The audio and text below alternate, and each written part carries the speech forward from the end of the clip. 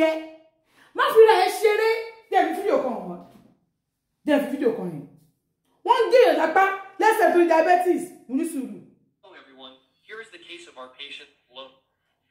Partial amputation of the foot due to complications from diabetes. Look, it's already well healed. Now we're going to make a mold, right? We're making a mold so... Àti àwọn tó ti gé lápá nítorí diabetes.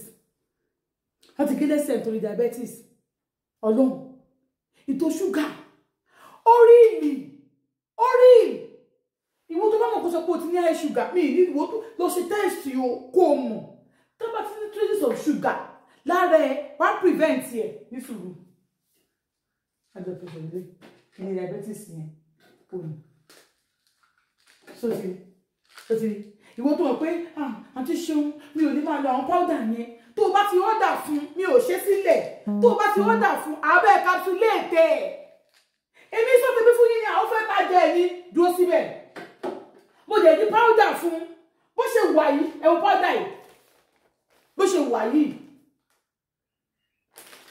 ṣẹ̀tìrì UK ló ń lọ wọ́n ti order padà ní UK mo sọ pé mo lẹ́nu tó ń ta àgbo mi ní UK orúkọ tiẹ̀ ló fi ń ta olú register company ni ẹ̀ èmi mò ń produce fún ṣẹ́rí fẹ́ ṣe ń wo yìí tó wà ní òtún kankan mọ́ ibi tó ti ń jẹ ṣúgà tí o bá tó wá ní diabetes tó pọ̀ ńbẹ̀ tó káwọn Nàìjíríà ló wọ́n ń gé parí wọ́n ń gẹ́sẹ̀ yín wọ́n ń gé pẹ̀lú ọdún torí diabetes èmi pariwo tèmi fún wọn ọkọ̀ ọ̀rọ̀ lóòótọ́ àmọ́ àlàáfíà ló ṣe kiri jù.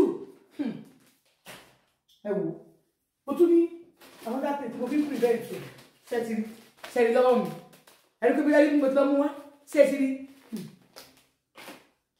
wá ra tiẹ̀ má dájọ́ sí i mi ò ní capsule sílẹ̀ o tó bá ti order abẹ́ capsule tẹ̀ send ẹ̀ sí ẹ bó ṣe wà nìyẹn o tó torí Ọlọ́run ọba kò ní fi omi ara ẹ̀ àti ẹ̀jẹ̀ ara ẹ̀ dì ẹ́ mọ́lẹ̀ wọ́n ra nǹkan fún diabetes yẹ high sugar wọ́n ra nǹkan fún ìwọ ni wàá mú bí ẹ̀ láàárọ̀ bí ẹ̀ lọ́sàn bí ẹ̀ lálẹ́ tó bá dalẹ́ báyìí o gbọ́dọ̀ mú ìgò bí ẹ̀ méjì pẹ̀lú káòtè lójú ara ẹ̀ òun jayé ni